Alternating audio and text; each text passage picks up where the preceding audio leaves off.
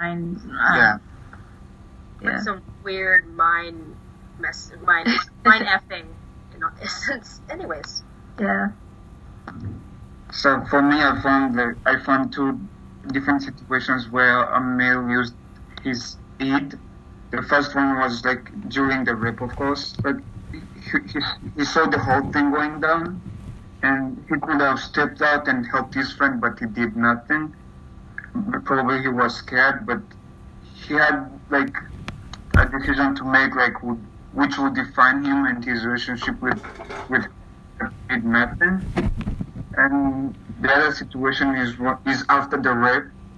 He knew what happened to Hassan, but he did nothing to comfort him. And each time Hassan tried to bond again with him, he pushed him back because he knew he did something wrong and he did nothing to help. But every time Hassan tried to bond with him again after the rape, Amel pushed him when it was his fault, and I think he would do the most to reunite with Hassan, but he was the one to push him back. So yeah, I think those are the two times when Amel used his id. Yeah. Alright, cool. Sorry, just before I go, I finally figured out what all of our books have in common. They're all on really fucked up topics. That is true.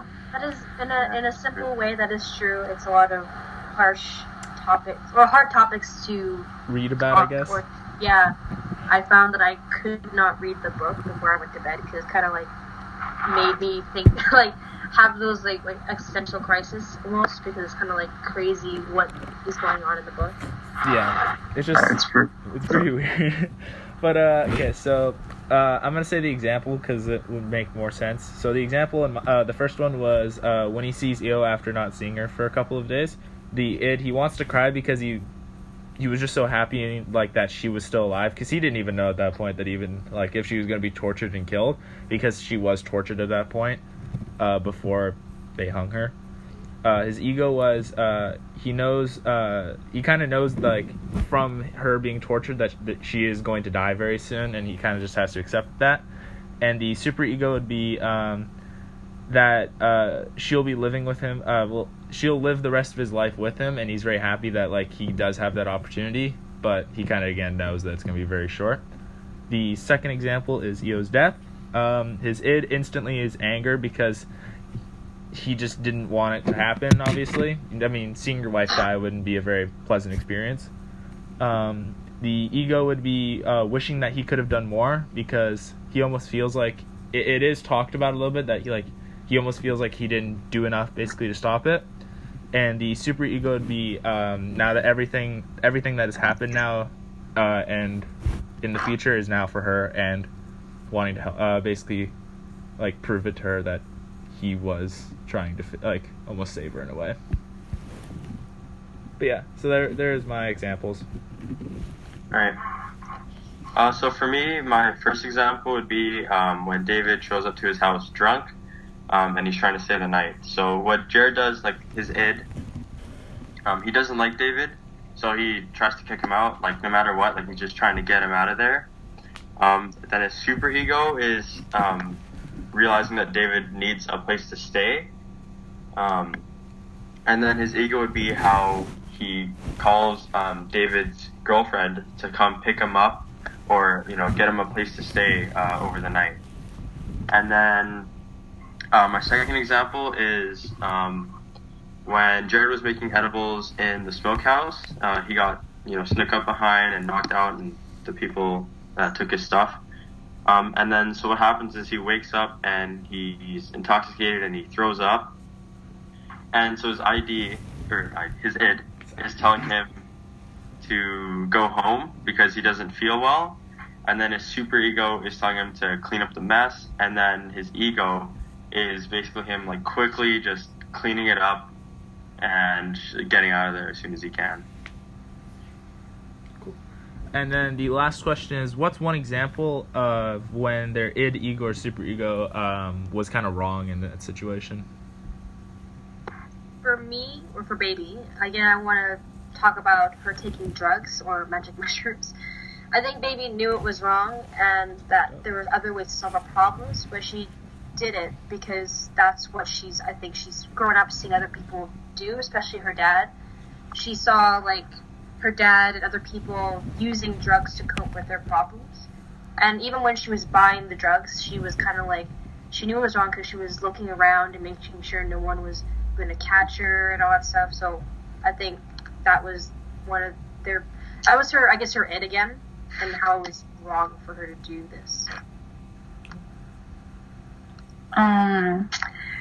For me, I would say the rape situation again, because after that, Amir couldn't live with the guilt of knowing what had happened to his best friend, and so he punished himself and in the end pushed Hassan away, which eventually led to Hassan and Ali, Hassan's father, quitting their jobs as servants to Amir and then leaving their home and basically just leaving Amir and his father, which they have lived together for a very long time and they're like really close, which is sad.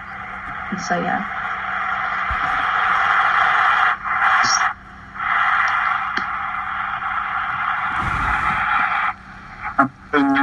Happened, and after that, he was pretty much broken. Like, he spent his days sleeping, like not seeing anybody else, and he never told anybody what happened that day.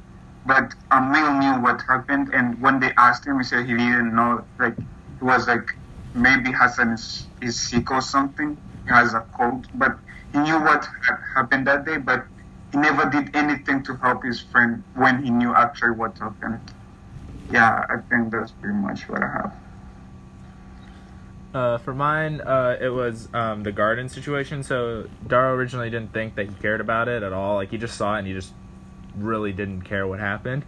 But after Io's death, he almost again seemed like it changed him, basically, because he then had something to actually fight for, was Io's death and also the realization that he could like fix the problem, basically. Nice. So for me, it was after David stayed the night at Jared's house. He woke up and then the two boys kind of started like clashing, and then started fighting. So, like Jared's id realizes that like him and David can't really coexist together, and he wants to like fight him and pretty much kill him. And then his superego doesn't really want him to fight David, but he just kind of wants to, diffuse the situation. So what he does is he makes a lot of noise, calling for his mom pretty much. And then his ego basically